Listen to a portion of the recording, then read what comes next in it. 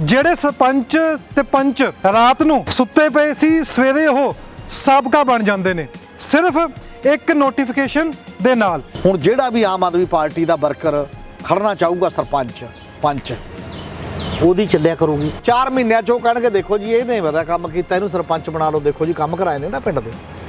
ਕੰਮ ਕਿਵੇਂ ਕਰਾਏ ਨੇ? ਸਰਪੰਚ ਸਾਰੇ ਭੰਗ ਕਰਤੇ, ਬਾਕੀ ਦਾ ਗਲ ਗੂਠਾ ਦੇਤਾ। ਅਗਲੇ ਸਰਪੰਚ ਸਾਡੇ ਕਿਵੇਂ ਬਣਨ ਸਾਰੇ? ਇਹ ਹੁਣੇ ਤੋਂ ਹੀ ਟਿਕ ਕੇ ਉਹਦੇ ਰਾਹੀਂ ਜਿਹੜਾ ਪੈਸਾ ਲਵਾਉਣ ਦਾ ਇੱਕ ਤਰੀਕਾ ਹੈ। ਜੇ ਉਹ ਪੰਚਾਇਤਾਂ ਚੁਣੀਆਂ ਹੋਈਆਂ ਸੀ ਉਹਨਾਂ ਨੂੰ ਪਰੇ ਕਰਕੇ ਤੁਸੀਂ ਮੁਲਾਜ਼ਮ ਤੇ ਅਫਸਰਾਂ ਨੂੰ ਕਿਉਂ ਠੋਸਤਾ ਉਹਨਾਂ ਤੇ ਕੰਮ ਚਲਾਉਣ ਲਈ? ਵਿਰੋਧੀ ਧਿਰ ਕਿਵੇਂ ਬੋਲੇ, ਕਿਵੇਂ ਇਸ ਚੀਜ਼ ਨੂੰ ਮੁੱਦਾ ਬਣਾਵੇ ਕਿ ਤੁਸੀਂ ਪੰਚਾਇਤਾਂ ਭੰਗ ਕਰ ਦਿੱਤੀਆਂ ਨੇ। ਜੇ ਉਹ ਬੋਲਣਗੇ ਅੱਗੋਂ ਸਵਾਲ ਵੀ ਹੋਊਗਾ ਨਾ ਵੀ ਤੁਸੀਂ ਵੀ ਤਾਂ ਇਹ ਕੀਤਾ ਕਿ ਭਗਵੰਤ ਮਾਨ ਵੀ ਉਹਨਾਂ ਦੋਨਾਂ ਪਾਰਟੀਆਂ ਵਿੱਚ ਸ਼ਾਮਲ ਹੋ ਗਏ ਵੀ ਸਵਾਲ ਕਰਨ ਵਾਸਤੇ ਤਾਂ ਕੋਈ ਰਿਹਾ ਨਹੀਂ। ਭਗਵੰਤ ਮਾਨ ਨੂੰ ਸਵਾਲ ਕੌਣ ਕਰੇ? ਹਾਲਾਂਕਿ ਭਗਵੰਤ ਮਾਨ ਤਾਂ ਆਪ ਇਹ ਕਹਿੰਦੇ ਰਹੇ ਨੇ ਕਿ ਮੈਂ ਸਵਾਲ ਪੈਦਾ ਕਰਨ ਆਏ ਨੇ ਲੋਕ, ਤਾਂ ਲੋਕਾਂ ਦੇ ਸਵਾਲ ਸੁਣੋ ਵੀ। ਘੱਟੋ ਘੱਟ ਪੰਚਾਇਤਾਂ ਤੋਂ ਗ੍ਰਾਮ ਸਭਾ ਤੋਂ ਪੁੱਛੇ ਲੈਂਦੇ ਵੀ ਤੁਹਾਡੀਆਂ ਪੰਚਾਇਤਾਂ ਭੰਗ ਕਰਦੀ ਹੈ ਕਿ ਨਹੀਂ, ਐਸਾ ਇਜਲਾਸ 'ਚ ਮਤਾ ਪਾ ਕੇ ਦੱਸੋ। ਤੇ ਜੇ ਕੋਈ ਕਰਦੇ, ਜੇ ਸੁਣਨਾ ਹੁੰਦਾ, ਜੇ ਗ੍ਰਾਸ ਰੂਟ ਜਿੱਥੇ ਉਹ ਕਹਿੰਦੇ ਗਲੀਆਂ ਤੋਂ ਚੱਲਦੀ ਗਈ ਸਰਕਾਰ, ਮੁਹੱਲਿਆਂ ਤੋਂ ਚੱਲੂਗੀ, ਪਿੰਡਾਂ 'ਚੋਂ ਚੱਲੇਗੀ ਸਰਕਾਰ, ਆਪਕੇ ਦੁਆਰ ਜਾ ਰਹੀ ਹੈ। ਕਿੱਥੇ ਨੇ ਦੁਆਰ, ਉਹ ਕਿੱਥੇ ਨੇ ਪਿੰਡ? ਕੀ ਤੋਂ ਪੁੱਛਿਆ ਗਿਆ ਤੁਸੀਂ ਕਿ ਇਹ ਭੰਗ ਕਰਨੀਆਂ ਨੇ ਅਸੀਂ? ਕਿ ਭਗਵੰਤ ਮਾਨ ਭੁੱਲ ਗਏ ਵੀ ਪੰਚਾਇਤਾਂ ਦਾ ਵੀ ਤਾਂ ਉਹਨਾਂ ਹੱਕ ਹੈ ਨਾ।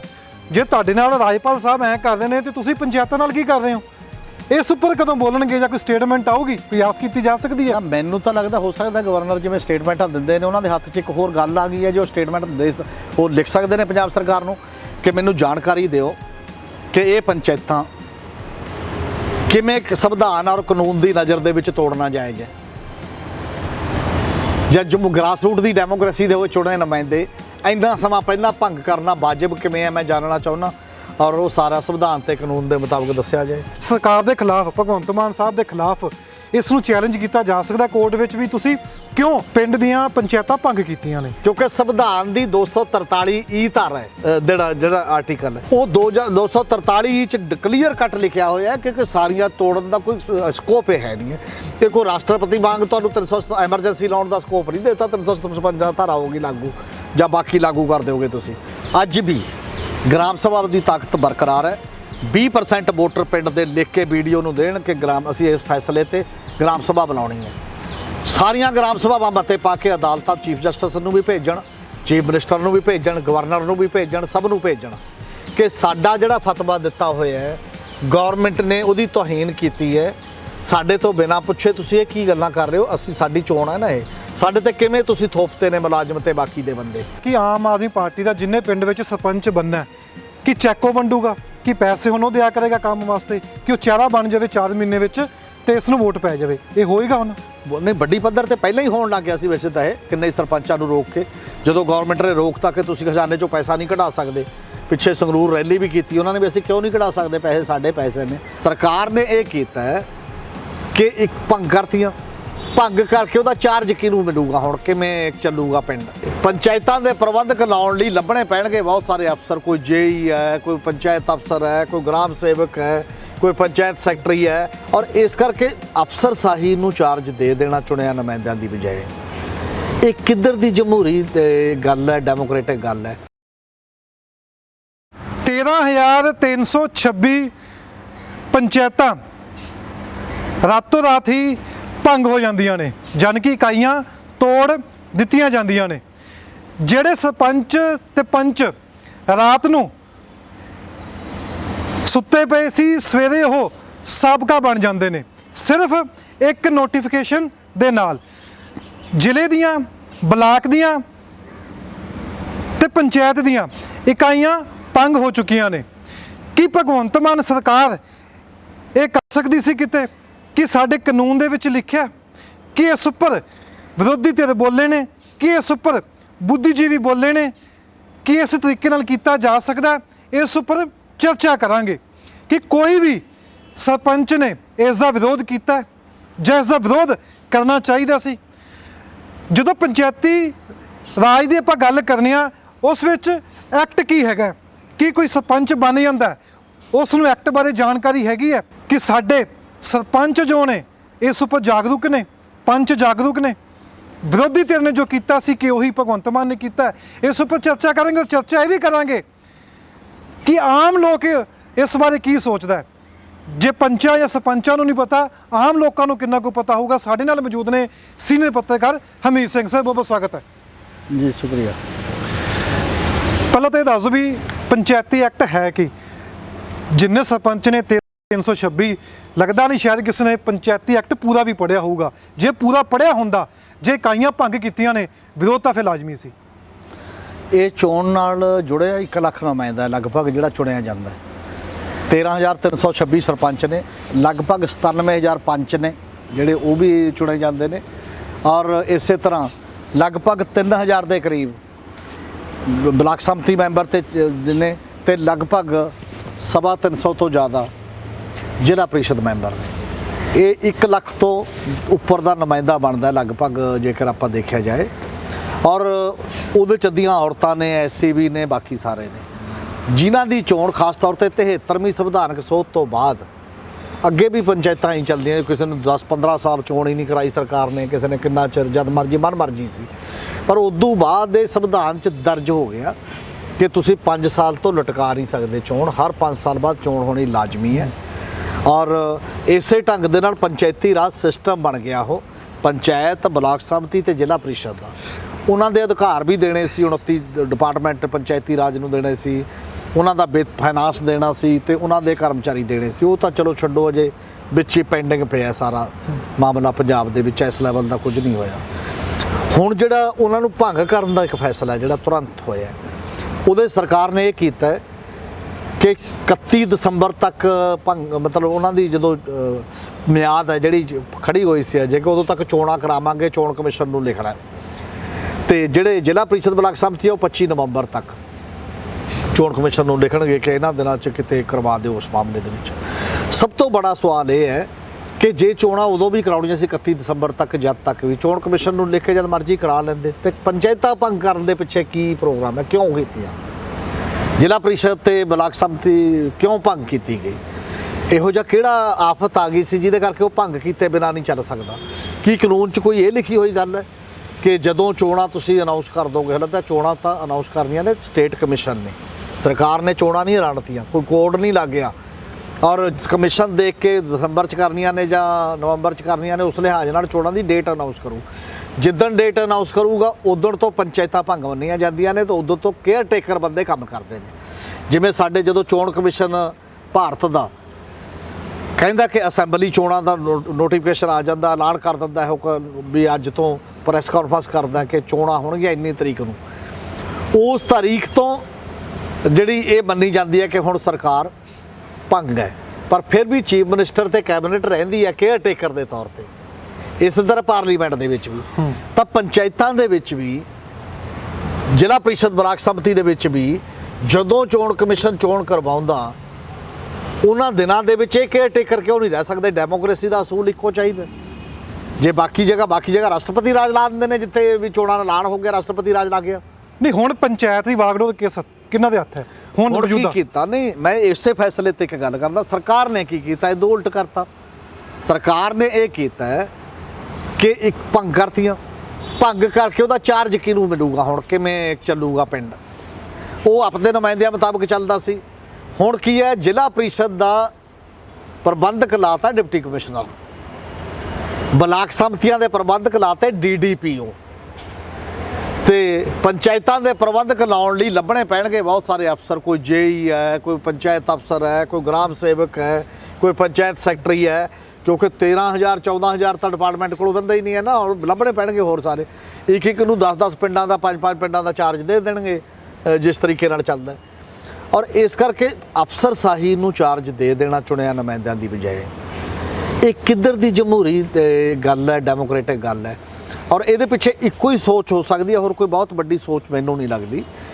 ਕਿਉਂਕਿ ਪਿਛਲੇ ਦਿਨਾਂ 'ਚ ਜਿਹੜੀ ਇੱਕ ਚਰਚਾ ਚੱਲਦੀ ਹੈ, ਨਾਰਮਲੀ ਪਹਿਲੀਆਂ ਸਰਕਾਰਾਂ ਨੇ ਵੀ ਕੀਤਾ, ਕੋਈ ਨਵੀਂ ਗੱਲ ਪਹਿਲਾਂ ਕਿੰਨੇ ਇਦਾਂ ਭੰਗ ਕੀਤੀ ਹੈ? ਅਕਾਲੀ ਤੇ ਕਾਂਗਰਸ ਰਹਿ ਚੁੱਕੇ ਨੇ ਸੱਤਾ ਵਿੱਚ, ਪਹਿਲਾਂ ਭੰਗ ਹੋਈਆਂ ਨੇ, 4 ਮਹੀਨੇ ਪਹਿਲਾਂ ਭੰਗ ਹੋਈਆਂ ਨੇ। ਕਾਂਗਰਸ ਨੇ 2002 'ਚ ਜਦੋਂ ਅਮਰਿੰਦਰ ਸਿੰਘ ਦੀ ਸਰਕਾਰ ਬਣੀ ਹੈ, ਉਹ ਜੂਨ 2002 'ਚ ਭੰਗ ਕਰਤੀਆਂ ਸੀ, 2003 ਤੱਕ ਚੱਲਣੀਆਂ, 1 ਸਾਲ ਦੇ ਵਕਫੇ ਤੋਂ ਪਹਿਲਾਂ।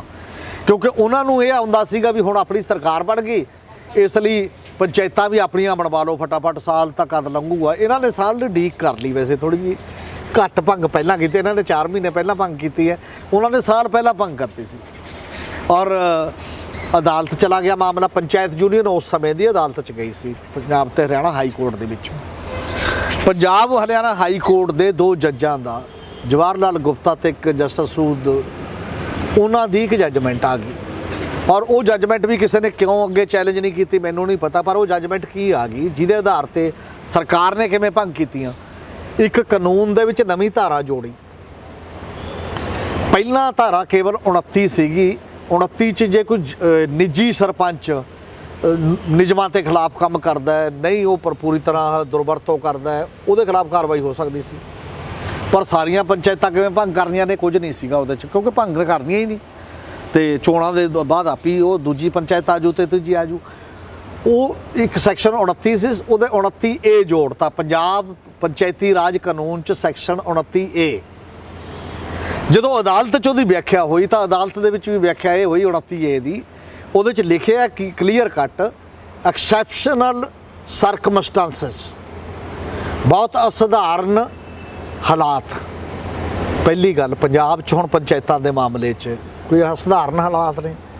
ਪਿੰਡਾਂ 'ਚ ਕੋਈ ਬਹੁਤ ਲੜਾਈਆਂ ਹੋ ਗਈਆਂ, ਬੜਾ ਝਗੜਾ ਹੋ ਗਿਆ, ਕੁਝ ਹੋਰ, ਇਹ ਕੌਣ ਡਿਸਾਈਡ ਕਰੇਗਾ ਕਿ ਅਸਧਾਰਨ ਹਾਲਾਤ ਨੇ? ਉਹ ਸਰਕਾਰ ਨੇ ਡਿਸਾਈਡ ਕਰ ਲਿਆ ਹਾਂ ਆਪਣੇ ਵੱਲੋਂ। ਜਦੋਂ ਦੂਜੀ ਗੱਲ, ਅਸਧਾਰਨ ਹਾਲਾਤ, ਤੇ ਦੂਜੀ ਗੱਲ ਉਹਦੇ ਵਿੱਚ ਲਿਖਿਆ in the interest of public, in the public interest, ਵੀ ਪਬਲਿਕ ਚਾਹੁੰਦੀ ਹੈ ਵੀ ਲੋਕ ਹਿੱਤ ਦੇ ਵਿੱਚ। ਇਹ ਦੋਨੋਂ ਗੱਲਾਂ ਕਿਸੇ ਨੋਟੀਫਿਕੇਸ਼ਨ ਜਿਹੜੇ ਕੱਢਿਆ ਸਰਕਾਰ ਨੇ, ਮੈਂ ਤਾਂ ਕਿਤੇ ਪਹਿਰਾ ਪੜਿਆ ਨਹੀਂ ਨਾ ਕਿਤੇ, ਜੇ ਕਿਸੇ ਨੇ ਹੋਰ ਕਿਤੇ ਪੜ੍ਹਿਆ ਹੈ, ਕਿਸੇ ਨੇ ਨੋਟੀਫਿਕੇਸ਼ਨ ਦੇ ਜਿੰਨੀਆਂ ਖਬਰਾਂ ਛਪੀਆਂ ਨੇ, ਜਿੰਨੀਆਂ ਗੱਲਾਂ ਹੋਈਆਂ ਨੇ, ਤਾਂ ਉਹ ਦੱਸ ਦੇਵੇ। ਕਿਉਂਕਿ ਇਹਦੇ 'ਚ ਪਬਲਿਕ ਇੰਟਰਸਟ ਕੀ ਹੈ ਪੰਚਾਇਤਾਂ ਭੰਗ ਕਰਨ ਦੇ ਵਿੱਚ, ਤੇ ਇਹਦੇ 'ਚ ਐਕਸੈਪਸ਼ਨਲ ਹਾਲਾਤ ਕੀ ਨੇ, ਇਹ ਡਿਫਾਈਨ ਕਰਨਾ ਪੈਂਦਾ। ਉਹ ਜੱਜਮੈਂਟ ਦੀ ਵੀ ਉਲੰਘਣ ਹੈ, ਇਹਦਾ ਮਤਲਬ ਇਹ ਜਿਹੜੀ ਜੱਜਮੈਂਟ ਉਹ ਸੀ ਜਿੰਨੀ ਉਹ ਦੇਤੀ, ਹਾਲਾਂਕਿ ਉਹ ਜੱਜਮੈਂਟ ਵੀ ਕਿਸੇ ਨਾ ਕਿਸੇ ਰੂਪ ਦੇ ਵਿੱਚ ਚੈਲੰਜ ਹੋ ਸਕਦੀ ਹੈ। ਕਿਉਂ? ਕਿਉਂਕਿ ਸੰਵਿਧਾਨ ਦੀ 243E ਧਾਰਾ ਹੈ, ਜਿਹੜਾ ਆਰਟੀਕਲ ਹੈ, ਉਹ 243 'ਚ ਕਲੀਅਰ ਕੱਟ ਲਿਖਿਆ ਹੋਇਆ ਕਿ ਸਾਰੀਆਂ ਤੋੜਨ ਦਾ ਕੋਈ ਸਕੋਪ ਹੈ ਨਹੀਂ ਹੈ।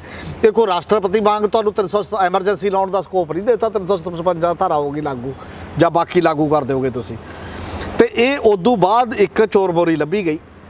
ਉਹ ਚੋਰ ਮੋਰੀ ਜਿਸ ਤਰ੍ਹਾਂ ਦੀ ਲੱਭੀ, ਜਿਹੜੇ ਹਾਲਾਤ ਪਾ ਕੇ, ਉਹ ਹਾਲਾਤ ਵੀ ਹੈ ਨਹੀਂ, ਜਿਹਦੇ ਕਰਕੇ ਇਹਦਾ ਮਤਲਬ ਇਹ ਹੈ ਕਿ ਕੀ ਚਾਹੁੰਦੀਆਂ ਨੇ ਸਰਕਾਰਾਂ, ਚਾਹੇ ਉਹ ਕਾਂਗਰਸ ਸੀ, ਚਾਹੇ ਅਕਾਲੀ ਸੀ, ਚਾਹੇ ਇਹ ਨੇ।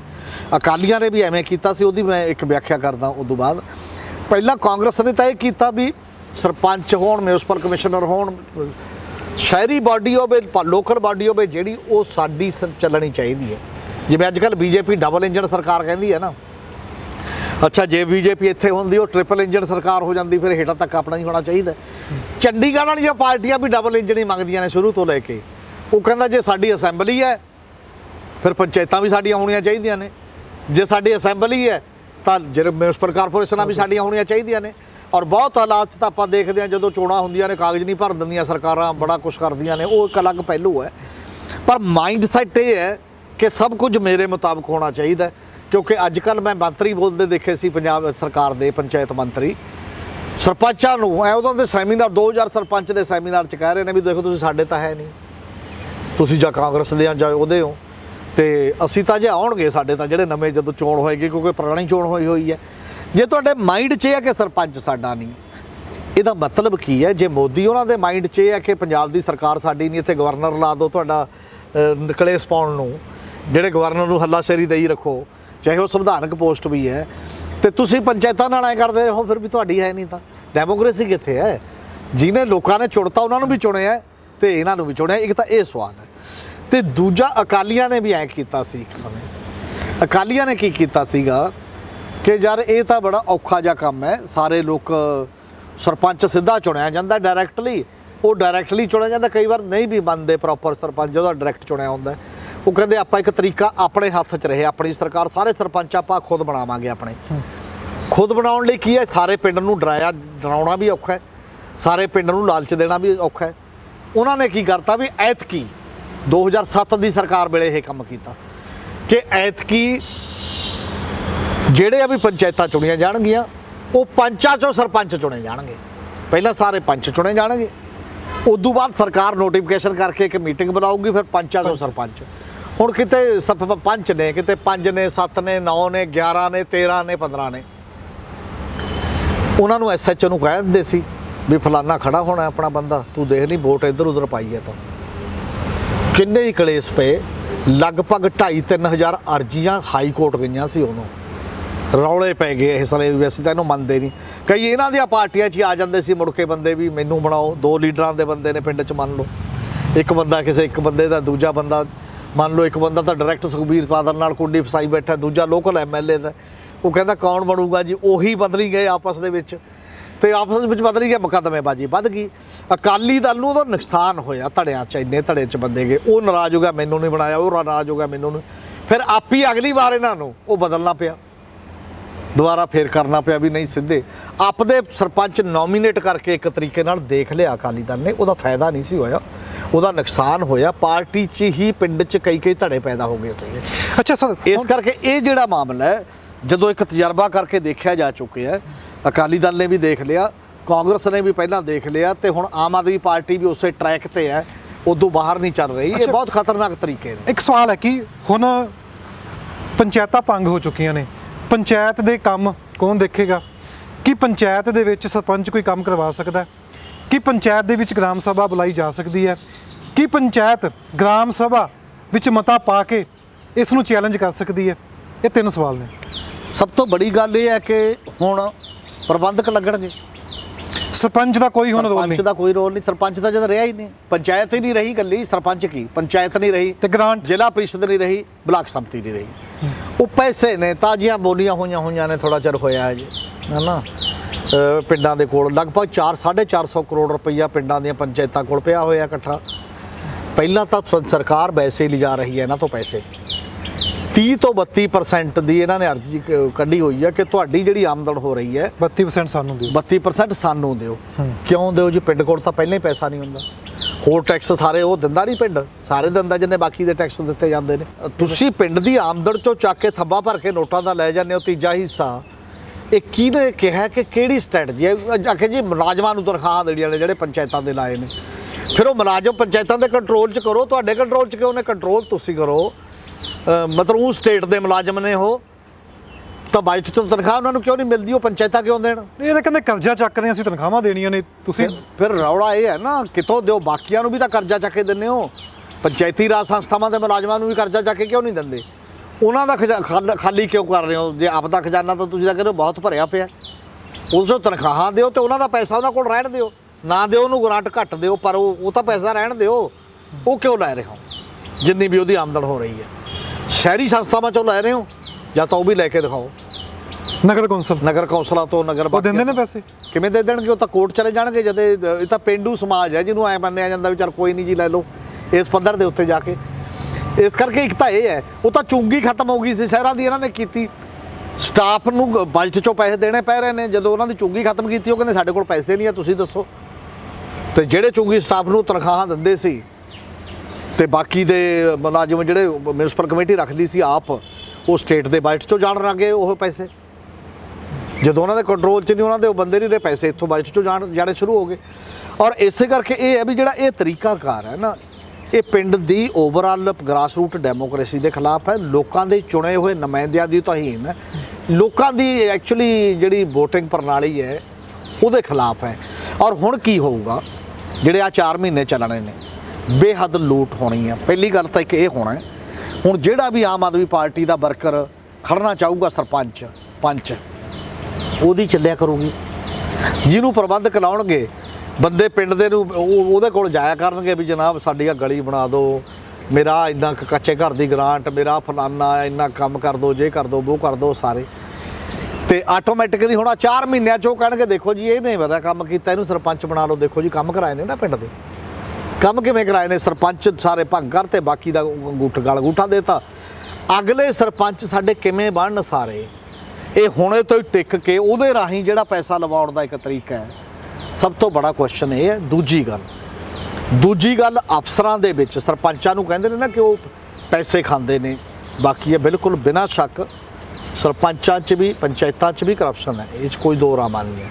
ਬਹੁਤ ਘੱਟ ਲੋਕ ਹੋਣਗੇ ਜਿਹੜੇ ਗ੍ਰਾਮ ਸਭਾਵਾਂ ਰਾਹੀਂ ਆਪਣਾ ਕੰਮ ਕਰਦੇ ਨੇ ਜਾਂ ਲੋਕਾਂ 'ਚ ਪਾਰਦਰਸ਼ੀ ਤਰੀਕੇ ਨਾਲ ਕੰਮ ਕਰਦੇ ਨੇ। ਔਰ ਬਹੁਤਿਆਂ ਨੂੰ ਰਿਵਾਜ ਅਸੀਂ ਪਾ ਰੱਖਿਆ ਕਿ ਸੈਕਟਰੀ ਦੇ ਮੁਤਾਬਕ, BDO ਦੇ ਮੁਤਾਬਕ, ਹਲਕਾ ਇੰਚਾਰਜ ਦੇ ਮੁਤਾਬਕ, MLA ਦੇ ਮੁਤਾਬਕ ਤੂੰ ਕੰਮ ਕਰਨਾ, ਉਹ 'ਚ ਹਿੱਸੇ ਪੱਤੀ ਚੱਲਦੀ ਹੈ, ਇਹ 'ਚ ਕੋਈ ਦੋ ਰਾਮਾ ਨਹੀਂ। ਪਰ ਜਦ ਹੁਣ ਟੋਟਲ ਤੁਸੀਂ ਬਿਊਰੋਕ੍ਰੇਸੀ ਨੂੰ ਦਿੱਤਾ ਕੰਟਰੋਲ, ਉਹ ਦੁੱਧ ਧੋਤੇ ਨੇ। ਰੈਵਨਿਊ ਡਿਪਾਰਟਮੈਂਟ ਦੇ 44 ਤਹਿਸੀਲਦਾਰ ਤੇ ਹੇਠਲੇ ਅਫਸਰਾਂ ਦੇ ਖਿਲਾਫ ਵਿਜੀਲੈਂਸ ਨੇ ਦਿੱਤਾ ਕਿ ਆਹ ਮੋਸਟ ਕਰਪਟ ਉਹ ਹੁੰਦੇ ਹੈ ਨਾ। ਜਿੱਥੇ ਕਿਤੇ ਜਾ ਕੇ ਰੌਲਾ ਪੈਂਦਾ ਕਿਸੇ SDM ਦੇ ਖਿਲਾਫ, ਕਿਸੇ DC ਦੇ ਖਿਲਾਫ, DC ਦੇ ਘਰ ਵਾਲੀਆਂ, ਆ 2 ਕੇਸ ਅਮਰੂਦਾਂ ਦੇ ਬਾਗ ਵਾਲੇ ਆਏ ਜਿਹੜੇ ਜਿੰਨੇ ਪੈਸੇ ਲੈ ਲਏ ਸੀ ਉਹਨਾਂ ਤੋਂ ਪੈਸੇ ਹੀ ਵਾਪਸ ਲੈ ਲਏ ਜੀ। ਕ੍ਰਾਈਮ ਕੋਈ ਨਹੀਂ ਹੋਇਆ। ਜੇ ਪਤਾ ਲੱਗ ਗਿਆ ਕਿ ਚੋਰੀ ਫੜੀ ਗਈ ਤੇ ਚੋਰੀ ਵਾਪਸ ਆ ਰਹੀ ਹੈ ਤਾਂ ਪਰਚਾ ਕਿੱਥੇ ਹੈ ਜੀ? ਉਹ ਅੰਦਰ ਕਿਉਂ ਨਹੀਂ ਹੁੰਦੇ? ਤੇ ਸਾਰੇ ਕਿਉਂਕਿ ਜਥੇਬੰਦੀਆਂ ਨੇ, ਆਰਗੇਨਾਈਜ਼ਡ ਸੈਕਟਰ ਦੀਆਂ ਜਥੇਬੰਦੀਆਂ ਦਾ ਇੱਕ ਦਬਾਅ ਹੈ ਸਰਕਾਰ ਤੇ, ਉਹਨਾਂ ਖਿਲਾਫ ਮੁਕੱਦਮੇਬਾਜ਼ੀ ਨਹੀਂ ਹੋਏਗੀ ਔਰ ਨਹੀਂ ਹੋ ਰਹੀ। ਨਹੀਂ, ਹੁਣ ਸਾਨੂੰ ਸਮਝਣ ਕਿਵੇਂ ਸਰਪੰਚ ਕਿ ਇਸ ਨੂੰ ਲੈ ਕੇ ਕੋਈ ਕੋਰਟ ਜਾ ਸਕਦਾ ਹੈ ਕਿ ਇਸ ਸਰਕਾਰ ਦੇ ਖਿਲਾਫ, ਭਗਵੰਤ ਮਾਨ ਸਾਹਿਬ ਦੇ ਖਿਲਾਫ ਇਸ ਨੂੰ ਚੈਲੰਜ ਕੀਤਾ ਜਾ ਸਕਦਾ ਕੋਰਟ ਵਿੱਚ ਵੀ ਤੁਸੀਂ ਕਿਉਂ ਪਿੰਡ ਦੀਆਂ ਪੰਚਾਇਤਾਂ ਭੰਗ ਕੀਤੀਆਂ ਨੇ? ਕੋਈ ਕੋਰਟ ਜਾ ਕੇ ਚੈਲੰਜ ਕਰ ਸਕਦਾ ਇਹਨੂੰ? ਮੈਨੂੰ ਇਹ ਲੱਗਦਾ ਕਿ ਸਭ ਤੋਂ ਪਹਿਲਾਂ ਤਾਂ ਗ੍ਰਾਮ ਸਭਾਵਾਂ ਦੇ ਇਕੱਠ ਸੱਦ ਕੇ, ਅੱਜ ਵੀ ਗ੍ਰਾਮ ਸਭਾ ਦੀ ਤਾਕਤ ਬਰਕਰਾਰ ਹੈ। 20% ਵੋਟਰ ਪਿੰਡ ਦੇ ਲਿਖ ਕੇ BDO ਨੂੰ ਦੇਣ ਕਿ ਅਸੀਂ ਇਸ ਫੈਸਲੇ ਤੇ ਗ੍ਰਾਮ ਸਭਾ ਬਣਾਉਣੀ ਹੈ। ਸਾਰੀਆਂ ਗ੍ਰਾਮ ਸਭਾਵਾਂ ਮਤੇ ਪਾ ਕੇ ਅਦਾਲਤਾਂ ਚੀਫ ਜਸਟਿਸ ਨੂੰ ਵੀ ਭੇਜਣ, ਚੀਫ ਮਿਨਿਸਟਰ ਨੂੰ ਵੀ ਭੇਜਣ, ਗਵਰਨਰ ਨੂੰ ਵੀ ਭੇਜਣ, ਸਭ ਨੂੰ ਭੇਜਣ ਕਿ ਸਾਡਾ ਜਿਹੜਾ ਫਤਵਾ ਦਿੱਤਾ ਹੋਇਆ ਹੈ ਗਵਰਨਮੈਂਟ ਨੇ ਉਹਦੀ ਤੋਹੀਨ ਕੀਤੀ ਹੈ, ਸਾਡੇ ਤੋਂ ਬਿਨਾਂ ਪੁੱਛੇ ਤੁਸੀਂ ਇਹ ਕੀ ਗੱਲਾਂ ਕਰ ਰਹੇ ਹੋ, ਅਸੀਂ ਸਾਡੀ ਚੋਣ ਹੈ ਨਾ, ਇਹ ਸਾਡੇ ਤੇ ਕਿਵੇਂ ਤੁਸੀਂ ਥੋਪਤੇ ਨੇ ਮੁਲਾਜ਼ਮ ਤੇ ਬਾਕੀ ਦੇ ਬੰਦੇ। ਇਸ ਗੱਲ ਨਾਲ ਟੈਕਨੀਕਲੀ ਕੀ ਹੋਣਾ ਜਾਂ ਨਹੀਂ ਹੋਣਾ ਉਹ ਸਵਾਲ ਨਹੀਂ, ਪਰ ਮਾਮਲਾ ਬਹੁਤ ਬੜਾ ਖੜਾ ਹੋ ਜਾਏਗਾ ਡੈਮੋਕ੍ਰੇਸੀ ਦਾ, ਲੋਕਾਂ ਦੇ ਹੱਕ ਦਾ, ਲੋਕਾਂ ਦੀ ਰਾਈਟ ਦਾ, ਕਿ ਸਾਡੇ ਤੋਂ ਬਿਨਾਂ ਪੁੱਛੇ ਤੁਸੀਂ ਇਹ ਗੱਲਾਂ ਕੀ ਕਰ ਰਹੇ ਹੋ। ਦੂਜੀ ਗੱਲ, ਮੈਨੂੰ ਲੱਗਦਾ ਕਿ ਅੱਜ ਵੀ ਕੋਰਟ ਦੇ ਵਿੱਚ ਕੋਈ ਪੰਚਾਇਤ ਯੂਨੀਅਨ ਚਲੀ ਜਾਵੇ, ਕੋਈ ਹੋਰ ਬੰਦੇ ਚਲੇ ਜਾਣ, ਕੋਈ PIL, ਕੋਈ ਅੱਜ ਵੀ ਸਕੋਪ ਹੈਗਾ ਕਿ ਉਹ ਜਿਹੜੀਆਂ, ਚਾਹੇ ਜਵਾਹਰ ਲਾਲ ਗੁਪਤਾ ਤੇ ਮਿਸਟਰ ਸੂਦ ਦੀ ਜੱਜਮੈਂਟ ਵੀ ਹੈ, ਉਹ ਐਕਸੈਪਸ਼ਨਲ ਹਾਲਾਤ ਕਿਹੜੇ ਨੇ ਜਿਹਦੇ ਤਹਿਤ ਤੁਸੀਂ ਇਹ ਕੰਮ ਕੀਤਾ, ਇਹਦੇ 'ਚ ਪਬਲਿਕ ਇੰਟਰਸਟ ਕੀ ਹੈ, ਇਹ ਜਦ ਤੁਸੀਂ ਦੱਸੋ ਕਿਵੇਂ ਭੰਗ ਕਰ ਸਕਦੇ ਹੋ। ਉਦੋਂ ਪਹਿਲਾਂ ਚੋਣਾਂ ਤੁਸੀਂ ਟਾਈਮ 'ਤੇ ਕਰਾਉਣੀਆਂ ਨੇ, ਕਰਾਓ। ਚੋਣ ਕਮਿਸ਼ਨ ਜਿੱਦਣ ਐਲਾਨੂਗਾ, ਜਿਵੇਂ ਜਿੱਦਣ ਅਸੈਂਬਲੀ ਦੀਆਂ ਚੋਣਾਂ ਪਾਰਲੀਮੈਂਟ ਦੀਆਂ ਲਾਣੀਆਂ ਜਾਂਦੀਆਂ ਨੇ, ਪ੍ਰਧਾਨ ਮੰਤਰੀ ਕੇਅਰ ਟੇਕਰ ਹੁੰਦਾ, ਨਵੇਂ ਫੈਸਲੇ ਨਹੀਂ ਲੈ ਸਕਦਾ, ਪਰ ਪੁਰਾਣੇ ਕੰਮ ਤਾਂ ਹੁੰਦੇ ਰਹਿੰਦੇ ਨੇ। ਇਸੇ ਤਰ੍ਹਾਂ ਚੀਫ ਮਿਨਿਸਟਰ ਵੀ ਲਾਸਟ ਤੱਕ ਪੁਰਾਣੇ ਕੰਮ ਚੱਲਦੇ ਰਹਿੰਦੇ ਨੇ। ਤਾਂ ਪਿੰਡ ਦੇ ਪੁਰਾਣੇ ਕੰਮ ਚਲਾਉਣ ਦੇ ਵਾਸਤੇ ਜੇ ਉਹ ਪੰਚਾਇਤਾਂ ਚੁਣੀਆਂ ਹੋਈਆਂ ਸੀ, ਉਹਨਾਂ ਨੂੰ ਪਰੇ ਕਰਕੇ ਤੁਸੀਂ ਮੁਲਾਜ਼ਮ ਤੇ ਅਫਸਰਾਂ ਨੂੰ ਕਿਉਂ ਠੋਸਤਾ ਉਹਨਾਂ ਤੇ ਕੰਮ ਚਲਾਉਣ ਲਈ? ਇਹਦਾ ਮਤਲਬ ਰਲ ਮਿਲ ਕੇ ਛਕੋ ਛਕਾਓਗੇ, ਫਿਰ ਹੋਰ ਤਾਂ ਕੋਈ ਤਰੀਕਾ ਹੀ ਨਹੀਂ ਹੈ। ਹੁਣ ਕੀ ਹੋਏਗਾ ਕਿ ਆਮ ਆਦਮੀ ਪਾਰਟੀ ਦਾ ਜਿੰਨੇ ਪਿੰਡ ਵਿੱਚ ਸਰਪੰਚ ਬਣਨਾ ਕਿ ਚੈੱਕੋ ਵੰਡੂਗਾ, ਕਿ ਪੈਸੇ ਹੁਣ ਉਹ ਦਿਆ ਕਰੇਗਾ ਕੰਮ ਵਾਸਤੇ, ਕਿ ਉਹ ਚਿਹਰਾ ਬਣ ਜਾਵੇ 4 ਮਹੀਨੇ ਵਿੱਚ ਤੇ ਇਸ ਨੂੰ ਵੋਟ ਪੈ ਜਾਵੇ? ਇਹ ਹੋਏਗਾ ਹੁਣ? ਨਹੀਂ, ਵੱਡੀ ਪੱਧਰ ਤੇ ਪਹਿਲਾਂ ਹੀ ਹੋਣ ਲੱਗ ਗਿਆ ਸੀ ਵੈਸੇ ਤਾਂ ਇਹ, ਕਿੰਨੇ ਸਰਪੰਚਾਂ ਨੂੰ ਰੋਕ ਕੇ, ਜਦੋਂ ਗਵਰਨਮੈਂਟ ਨੇ ਰੋਕਤਾ ਕਿ ਤੁਸੀਂ ਖਜ਼ਾਨੇ 'ਚੋਂ ਪੈਸਾ ਨਹੀਂ ਕਢਾ ਸਕਦੇ। ਪਿੱਛੇ ਸੰਗਰੂਰ ਰੈਲੀ ਵੀ ਕੀਤੀ ਉਹਨਾਂ ਨੇ ਵੀ, ਅਸੀਂ ਕਿਉਂ ਨਹੀਂ ਕਢਾ ਸਕਦੇ ਪੈਸੇ, ਸਾਡੇ ਪੈਸੇ ਨੇ, ਸਾਡੇ ਪਿੰਡਾਂ ਦੇ। ਇਹਨਾਂ ਨੇ ਰੋਕ ਲਾਤੀ ਫਾਰ ਦੀ ਟਾਈਮਿੰਗ ਕਿ ਜਾਂਚ ਹੋ ਰਹੀ ਹੈ, ਪੈਸਾ ਨਹੀਂ ਕਢਾ ਸਕਦੇ। ਸਾਡੇ ਇੱਕ ਰਿਵਾਜ ਪੈਦਾ ਹੋ ਗਿਆ ਵੀ ਜਾਲੀ ਪੈਨਸ਼ਨਾਂ ਦੀ ਜਾਂਚ ਹੋ ਰਹੀ ਹੈ, ਇਸ ਲਈ ਪੈਨਸ਼ਨਾਂ ਹਜੇ ਨਹੀਂ ਦੇਵਾਂਗੇ, ਬਾਕੀ ਚੀਜ਼ ਦੀ ਜਾਂਚ ਹੋ। ਤੁਸੀਂ ਜਾਂਚ ਕਰਦੇ ਰਹੋ, ਪੈਸਾ ਕਿਉਂ ਨਹੀਂ ਹੋਊਗਾ ਜੀ? ਰੈਗੂਲਰ ਚੱਲੂ, ਜਦੋਂ ਘਪਲਾ ਹੋ ਗਿਆ ਉਦੋਂ ਪਤਾ ਲੱਗ ਜੂਗਾ ਵੀ ਕੀ ਘਪਲਾ ਹੋਇਆ ਕੀ ਨਹੀਂ ਹੈ। ਤੁਸੀਂ ਫੰਡ ਕਿਵੇਂ ਰੋਕ ਦੋਗੇ ਉਹਨਾਂ ਚੀਜ਼ਾਂ ਨੂੰ ਜਿੰਨਾ ਚਿਰ ਉਹ ਸਾਬਤ ਨਹੀਂ ਹੋ ਜਾਂਦਾ ਕਿ ਬਾਕੀ ਚੀਜ਼ਾਂ ਨੇ। ਤੇ ਤੁਸੀਂ ਉਹ ਪਿਆ ਫੰਡ ਜਿਹੜਾ ਹੁਣ ਤੱਕ ਖੜਾ ਹੈ, ਅੱਜ ਵੀ ਮਨਰੇਗਾ ਦਾ ਥੋੜਾ ਮੋਟਾ ਕੰਮ ਲਈ ਵੀ ਪੈਰ ਫਸਾਈ ਕਰਦੇ ਨੇ ਆਮ ਆਦਮੀ ਪਾਰਟੀ ਦੇ ਬੰਦੇ ਕਿ ਮੇਰੇ ਕੋਲ ਆਓ ਮੈਂ ਦਵਾਉਂਗਾ ਕੰਮ। ਹਾਲਾਂਕਿ ਸੰਵਿਧਾਨ 'ਚ ਹੈ ਕਿ ਉਹ ਮੰਗੇ ਤੋਂ ਬਿਨਾਂ ਕੰਮ ਮਿਲ ਨਹੀਂ ਸਕਦਾ। ਜਿਹੜਾ ਬੰਦਾ ਮੰਗੂਗਾ, ਕਿੰਨੇ ਦਿਨ ਮੰਗੂਗਾ, ਮੈਂ ਦੇਊਂਗਾ। ਫਿਰ ਇਹ ਤਾਂ ਸਿੱਧਾ ਪੈਸੇ ਦਾ ਸਵਾਲ ਹੈ ਖਜ਼ਾਨੇ ਦਾ, ਇਹਦੇ 'ਚ ਤਾਂ ਦਖਲ ਦੇਣਗੇ ਹੀ ਦੇਣਗੇ। ਹਰ ਪਿੰਡ ਦਾ ਬੰਦਾ ਦੇਊਗਾ ਕਿ ਆਜੋ ਆਪਣੀ ਸਰਕਾਰ ਹੈ। ਅੱਛਾ, ਵਿਰੋਧੀ ਧਿਰ ਬੋਲ ਨਹੀਂ ਸਕਦੀ। ਅਕਾਲੀ ਤੁਸੀਂ ਕਹਿ ਰਹੇ ਵੀ ਅਕਾਲੀ ਨੇ 2007 ਵਿੱਚ ਕੀਤਾ, 2002 ਵਿੱਚ ਕਾਂਗਰਸ ਪਾਰਟੀ ਨੇ ਵੀ ਕੀਤਾ। ਵਿਰੋਧੀ ਧਿਰ ਕਿਵੇਂ ਬੋਲੇ, ਕਿਵੇਂ ਇਸ ਚੀਜ਼ ਨੂੰ ਮੁੱਦਾ ਬਣਾਵੇ ਕਿ ਤੁਸੀਂ ਪੰਚਾਇਤਾਂ ਭੰਗ ਕਰ ਦਿੱਤੀਆਂ ਨੇ? ਜੇ ਉਹ ਬੋਲਣਗੇ ਅੱਗੋਂ ਸਵਾਲ ਵੀ ਹੋਊਗਾ ਨਾ ਵੀ ਤੁਸੀਂ ਵੀ ਤਾਂ ਇਹ ਕੀਤਾ, ਕਿ ਭਗਵੰਤ ਮਾਨ ਵੀ ਉਹਨਾਂ ਦੋਨਾਂ ਪਾਰਟੀਆਂ ਵਿੱਚ ਸ਼ਾਮਲ ਹੋ ਗਏ, ਵੀ ਸਵਾਲ ਕਰਨ ਵਾਸਤੇ ਤਾਂ ਕੋਈ ਰਿਹਾ ਨਹੀਂ। ਭਗਵੰਤ ਮਾਨ ਨੂੰ ਸਵਾਲ ਕੌਣ ਕਰੇ? ਹਾਲਾਂਕਿ ਭਗਵੰਤ ਮਾਨ ਤਾਂ ਆਪ ਇਹ ਕਹਿੰਦੇ ਰਹੇ ਨੇ ਕਿ ਮੈਂ ਸਵਾਲ ਪੈਦਾ ਕਰਨ ਆਏ ਨੇ ਲੋਕ, ਤਾਂ ਲੋਕਾਂ ਦੇ ਸਵਾਲ ਸੁਣੋ ਵੀ। ਘੱਟੋ ਘੱਟ ਪੰਚਾਇਤਾਂ ਤੋਂ, ਗ੍ਰਾਮ ਸਭਾਵਾਂ ਤੋਂ ਪੁੱਛੇ ਲੈਂਦੇ ਵੀ ਤੁਹਾਡੀਆਂ ਪੰਚਾਇਤਾਂ ਭੰਗ ਕਰਦੀ ਹੈ ਕਿ ਨਹੀਂ, ਐਸਾ ਇਜਲਾਸ 'ਚ ਮਤਾ ਪਾ ਕੇ ਦੱਸਿਓ। ਤੇ ਜੇ ਕੋਈ ਕਰਦੇ, ਜੇ ਸੁਣਨਾ ਹੁੰਦਾ, ਜੇ ਗ੍ਰਾਸ ਰੂਟ ਜਿੱਥੇ ਉਹ ਕਹਿੰਦੇ ਗਲੀਆਂ ਤੋਂ ਚੱਲਦੀ ਗਈ ਸਰਕਾਰ, ਮੁਹੱਲਿਆਂ ਤੋਂ ਚੱਲੂਗੀ, ਪਿੰਡਾਂ 'ਚੋਂ ਚੱਲੇਗੀ ਸਰਕਾਰ, ਆਪਕੇ ਦੁਆਰ ਜਾ ਰਹੀ ਹੈ। ਕਿੱਥੇ ਨੇ ਦੁਆਰ, ਉਹ ਕਿੱਥੇ ਨੇ ਪਿੰਡ? ਕੀ ਤੋਂ ਪੁੱਛਿਆ ਗਿਆ ਤੁਸੀਂ ਕਿ ਇਹ ਭੰਗ ਕਰਨੀਆਂ ਨੇ ਅਸੀਂ? ਜਾਓ, ਇਲੀਗਲ ਕਿਹੋ ਜਿਹਾ ਪਹਾੜ ਟੁੱਟ ਗਿਆ, ਇੱਥੇ ਐਮਰਜੈਂਸੀ ਲੱਗੀ ਹੁੰਦੀ ਹੈ ਜਿਵੇਂ ਇਸ ਪੱਧਰ ਦੇ ਉੱਤੇ। ਇਹ ਸਾਰਿਆਂ ਦੇ ਚੱਲਣ 'ਚ ਕੋਈ ਫਰਕ ਨਹੀਂ ਹੈ। ਸਾਡੀ ਪੋਲੀਟਿਕਸ ਦਾ ਡਿਜ਼ਾਈਨ ਇੱਕੋ ਹੀ ਹੈ। ਜਿਹੜਾ ਬੰਦਾ ਕੁਰਸੀ ਤੇ ਬਹਿੰਦਾ ਉਹ ਕਹਿੰਦਾ ਸਭ ਤਾਕਤਾਂ ਹੀ ਮੇਰੇ ਕੋਲ। ਹੁਣ ਆਹ ਥੋੜੀ ਜਿਹੀ ਤਾਕਤ ਵੀ ਪਿੰਡ ਦੀ ਕਿਉਂ ਲਈ ਫਿਰਦਾ? ਆਹ ਥੋੜੀ ਜਿਹੀ ਤਾਕਤ ਵੀ ਇੱਧਰ ਦੀ ਹਾਂ ਮੈਂ ਮੰਨ ਲੈਂਦਾ ਕਿ ਜੇ ਇਹ ਗੱਲ ਹੁੰਦੀ ਤੁਸੀਂ ਉਹਨਾਂ ਹੀ ਪੰਚਾਇਤਾਂ ਨੂੰ ਕਹਿੰਦੇ ਕਿ ਤੁਹਾਡੇ ਸਾਰੇ ਫੈਸਲੇ ਗ੍ਰਾਮ ਸਭਾ ਰਾਹੀਂ ਹੋਣਗੇ, ਹਿਸਾਬ ਕਿਤਾਬ ਗ੍ਰਾਮ ਸਭਾ 'ਚ ਖੜ ਕੇ ਦਿਓ, ਨਹੀਂ ਦਿੰਦੇ ਉਹਦੇ ਖਿਲਾਫ ਅਸੀਂ ਕਾਰਵਾਈ ਕਰਾਂਗੇ। ਹਿਸਾਬ ਕਿਤਾਬ ਦੇਣਾ ਕਿਹਦੀ ਜ਼ਿੰਮੇਵਾਰੀ ਹੈ? ਜਿਹੜੇ ਚੁਣੇ ਗਏ। ਲੈਣਾ ਕਿਹਦਾ ਹੱਕ ਹੈ? ਜਿਨ੍ਹਾਂ ਨੇ ਚੁਣਿਆ। ਸਰਕਾਰ ਤੋਂ ਵੀ ਲੋਕ ਹਿਸਾਬ ਮੰਗ ਸਕਦੇ ਨੇ, ਜਿਹੜੀ ਵੱਡੀ ਹੈ, ਛੋਟੀ ਤੋਂ ਵੀ, ਤੇ ਸਭ ਤੋਂ। ਉਧਰ ਨੂੰ ਤਾਂ ਕੋਈ ਤੁਰ ਹੀ ਨਹੀਂ ਰਿਹਾ ਲੋਕਾਂ ਨੂੰ ਹਿਸਾਬ ਦੇਣ ਦੇ ਮਾਮਲੇ 'ਚ, ਤਾਂ ਉਲਟ ਪਾਸੇ ਨੂੰ ਤੁਰਦੇ ਨੇ ਵੀ ਆਪਾਂ ਛਕਣਾ ਸਿਖਾਉਣਾ, ਸਾਰਿਆਂ ਤੇ ਐਲੀਗੇਸ਼ਨ ਲੱਗ ਰਹੇ ਨੇ। ਔਰ ਅਫਸਰ ਹੁਣ ਜਿਹੜੇ DDPO ਤੁਸੀਂ ਬਣਾਤੇ ਨੇ, DDPO ਮਤਲਬ ਲਾਤੇ ਇਸ ਮਾਮਲੇ ਦੇ ਵਿੱਚ ਵੀ ਤੂੰ ਬਲਾਕ ਸਮਿਤੀ ਦਾ ਪ੍ਰਬੰਧਕ ਹੋਏਗਾ ਜੀ ਪੂਰੀ ਦਾ। ਆ DDPO ਕੁਲਦੀਪ ਸਿੰਘ ਦਾ ਚੱਲਦਾ ਨਾ, 100 ਏਕੜ ਜ਼ਮੀਨ ਚੱਕ ਕੇ ਪੰਚਾਇਤ ਦੀ ਨਾ ਕਰਤੀ ਕਿਸੇ ਦੂਜੇ ਬੰਦੇ ਦੀ। ਉਹਦਾ ਪਿੰਡ ਨਾਲ ਕੀ ਕੰਸਰਨ ਹੈ ਜੀ? ਉਹਦਾ ਪਿੰਡ ਨਾਲ ਲਾਗਾ ਦੇਗਾ ਕੀ ਹੈ? ਵੇਚ ਕੇ ਪਰਾਂ ਜਾਣਗੇ ਲੋਕ ਅੱਧੀਆਂ ਚੀਜ਼ਾਂ ਇੱਧਰ ਉੱਧਰ ਕਰਕੇ। ਤੇ ਜੋ ਇਸ ਲਈ ਪਿੰਡ ਦੇ ਲੋਕਾਂ ਦੇ ਕੁਐਸਚਨ ਨੇ ਨਾ, ਜਿਹੜੇ ਟੋਟਲ ਪ੍ਰਾਪਰਟੀ ਦਾ ਸਵਾਲ, ਟੋਟਲ ਬਾਕੀ ਚੀਜ਼ਾਂ ਦੇ ਸਵਾਲ, ਉਹਨਾਂ ਦੀ ਦੇਖ ਰਾਖ। ਫਿਰ ਪਿੰਡ ਦਾ ਕਰਪਟ ਬੰਦਾ ਵੀ ਹੋਵੇ ਉਹਦਾ ਫਿਰ ਵੀ ਮਾੜਾ ਮੋਟਾ ਲਗਾ ਹੋ ਦੂਜੇ ਉਹਦੇ ਨਾਲ। ਤੁਸੀਂ ਜ਼ਿਕਰ ਕੀਤਾ ਰਾਜਪਾਲ ਸਾਹਿਬ ਦਾ, ਬਨਵਾਰੀ ਲਾਲ ਪ੍ਰੋਹਿਤ ਦਾ ਜ਼ਿਕਰ ਕੀਤਾ ਵੀ ਕਿਸ ਤਰੀਕੇ ਨਾਲ ਚਿੱਠੀ ਹੋ ਰਹੀ ਸੀ ਭਗਵੰਤ ਮਾਨ ਦੇ ਨਾਲ। ਭਗਵੰਤ ਮਾਨ ਉੱਥੇ ਬੋਲਦੇ ਨੇ ਕਿ ਸਾਨੂੰ ਕੰਮ ਨਹੀਂ ਕਰਨ ਦੇ ਰਹੇ, ਸਾਡਾ ਜਮਹੂਰੀਅਤ ਹੱਕ ਹੈ। ਕਿ ਭਗਵੰਤ ਮਾਨ ਭੁੱਲ ਗਏ ਵੀ ਪੰਚਾਇਤਾਂ ਦਾ ਵੀ ਤਾਂ ਉਹਨਾਂ ਹੱਕ ਹੈ ਨਾ? ਜੇ ਤੁਹਾਡੇ ਨਾਲ ਰਾਜਪਾਲ ਸਾਹਿਬ ਐਂ ਕਰਦੇ ਨੇ ਤੇ ਤੁਸੀਂ ਪੰਚਾਇਤਾਂ ਨਾਲ ਕੀ ਕਰ ਰਹੇ ਹੋ?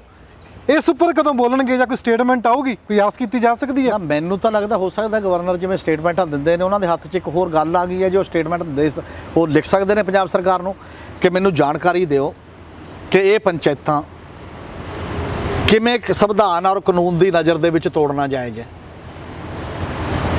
ਜਾਂ ਜੋ ਗ੍ਰਾਸ ਰੂਟ ਦੀ ਡੈਮੋਕ੍ਰੇਸੀ ਦੇ ਉਹ ਚੁਣੇ ਨੁਮਾਇੰਦੇ ਇੰਨਾ ਸਮਾਂ ਪਹਿਲਾਂ ਭੰਗ ਕਰਨਾ ਵਾਜਬ ਕਿਵੇਂ ਹੈ, ਮੈਂ ਜਾਣਨਾ ਚਾਹੁੰਦਾ। ਔਰ ਉਹ ਸਾਰਾ ਸੰਵਿਧਾਨ ਤੇ ਕਾਨੂੰਨ ਦੇ ਮੁਤਾਬਕ ਦੱਸਿਆ ਜਾਏ। ਗਵਰਨਰ ਚਿੱਠੀ ਲਿਖ ਸਕਦੇ ਨੇ ਇਸ ਮਾਮਲੇ ਦੇ ਵਿੱਚ। ਕੋਈ ਗਵਰਨਰ ਨੂੰ ਕਹੇ ਤੇ ਡੈਪੂਟੇਸ਼ਨ ਮਿਲੇ ਤਾਂ ਵੀ ਲਿਖ ਸਕਦੇ ਨੇ। ਇਹ ਤਾਂ ਕੋਈ ਵੀ ਗੱਲ ਤਾਂ ਇਨਫੋਰਮੇਸ਼ਨ ਤਾਂ ਦੇ ਨਾ। ਜਾਂ ਭਗਵੰਤ ਮਾਨ ਸਰਕਾਰ ਪ੍ਰੈਸ ਕਾਨਫਰੰਸ ਕਰਕੇ ਪੰਜਾਬ ਦੇ ਲੋਕਾਂ ਸਾਹਮਣੇ ਆਪਣੇ ਆਪ ਨੂੰ ਪੇਸ਼ ਕਰੇ ਕਿ ਆਹ ਅਸਧਾਰਨ ਹਾਲਾਤ ਪੈਦਾ ਹੋ ਗਏ ਸੀ। ਐਸ ਕਰਕੇ ਇਹ ਗੱਲ ਹੈ, ਪੰਜਾਬ ਦੀਆਂ ਪੰਚਾਇਤਾਂ ਤਾਂ ਸਾਰੀਆਂ ਜਿੰਨੀਆਂ ਆ ਰਹੀਆਂ ਨੇ ਇਹ ਤਾਂ ਪੈਸੇ ਸਾਰੇ ਖਾ ਜਾਣਗੀਆਂ। ਅਸੀਂ ਬਚਾਉਣ ਦੇ ਬਾਰੇ ਮੁਲਾਜ਼ਮ ਨੇ, ਫਿਰ ਅੱਗੇ ਨੂੰ ਭਾਈ ਜੇ ਮੁਲਾਜ਼ਮ ਬਚਾਉਂਦੇ ਨੇ, ਅਫਸਰ ਬਚਾਉਂਦੇ ਨੇ, ਫਿਰ ਪੰਚਾਇਤਾਂ ਦੀ ਚੋਣ ਦੀ ਲੋੜ ਹੀ ਨਹੀਂ, ਫਿਰ ਉਹਨਾਂ ਨੂੰ ਹੀ ਲਾ ਰੱਖੋ। ਫਿਰ ਤਾਂ ਜਿਵੇਂ ਰਾਸ਼ਟਰਪਤੀ ਰਾਜ ਹੁੰਦਾ, ਤੁਹਾਡੀ ਸਰਕਾਰ ਅਸੈਂਬਲੀ 'ਚ ਆ ਜਾਇਆ ਕਰੂਗੀ, ਤੁਸੀਂ ਆਪਦੇ ਨੋਮੀਨੇਟ ਕਰ ਦਿਆ ਕਰੋ ਹੇਠਾਂ ਬੰਦੇ। ਤੁਸੀਂ ਕਿਹਾ ਕਰੋ ਵੀ ਇਹ ਸਾਡੇ ਬੰਦੇ ਹੀਰੇ ਨੇ, ਬਾਕੀ ਬੰਦੇ ਕਿਧਰੇ ਨੇ, ਤੇ ਉਹ ਹੀਰੇ ਕਿੱਧਰ ਜਾ ਰਹੇ ਨੇ ਆਪਾਂ ਨੂੰ ਸਭ ਨੂੰ ਪਤਾ। ਰੋਜ਼ ਕੁਛ ਨਾ ਕੁਛ ਹੋ ਰਿਹਾ, ਰੋਜ਼ ਕੁਛ ਨਾ ਕੁਛ ਹੋ ਰਿਹਾ। ਅੱਛਾ, ਆਖਰੀ ਸਵਾਲ ਹੈ ਮੇਰਾ। ਕੋਈ ਬੋਲ ਨਹੀਂ ਰਿਹਾ ਇਸ ਮੁੱਦੇ ਤੇ। ਅਖਬਾਰਾਂ ਵਿੱਚ ਖਬਰ ਹੈ ਕਿ ਪੰਚਾਇਤਾਂ ਭੰਗ ਹੋ ਗਈਆਂ ਨੇ, ਇਸ ਤੋਂ ਜ਼ਿਆਦਾ ਕੋਈ ਜਾਣਕਾਰੀ ਦਿੱਤੀ ਨਹੀਂ ਜਾ ਰਹੀ। ਸਵਾਲ ਕਰਨ ਨੂੰ ਵਿਰੋਧੀ ਧਿਰ ਹੈ ਨਹੀਂ ਕਿਉਂਕਿ ਉਹਨਾਂ ਨੇ ਕੰਮ ਕੀਤਾ।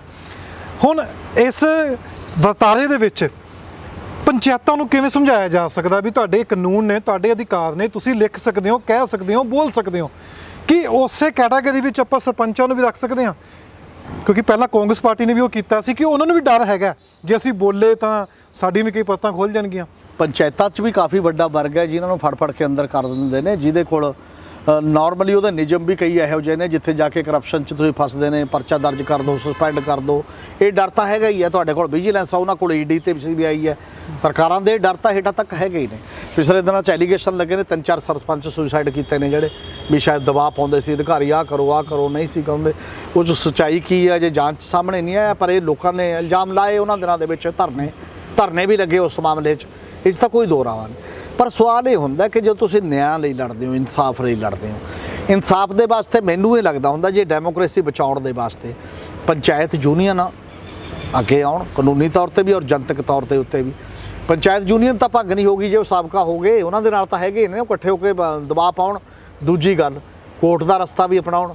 ਤੀਜੀ ਗੱਲ, ਇਹਦੇ 'ਚ ਪਿੰਡਾਂ ਨਾਲ ਜੁੜੀਆਂ ਕਿਸਾਨ ਤੇ ਮਜ਼ਦੂਰ ਜਥੇਬੰਦੀਆਂ ਦੀ ਵੀ ਇਹ ਜ਼ਿੰਮੇਵਾਰੀ ਹੈ।